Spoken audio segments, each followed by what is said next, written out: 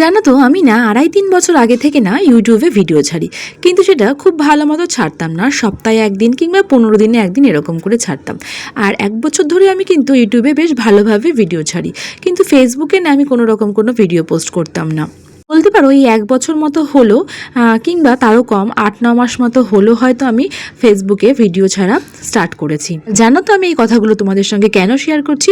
আসলে আমি না আমার ইউটিউবের এই ৩ বছরের পাওয়া টাকা দিয়ে আমি একটা গাড়ি কিনেছি। আর ফেসবুকে আমি যে টাকাটা এখন পাচ্ছি সেটা কিন্তু জমিয়ে আমি একটা ফ্ল্যাট কিনবো।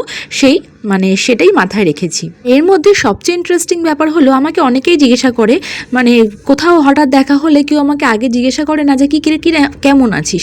আমাকে প্রত্যেকে আগে জিজ্ঞেস করে, কিরে ভালোই তো ভিডিও ছাড়ছিস, ভালোই তো খাওয়া দাওয়া করছিস, তা কত টাকা ইনকাম করছিস?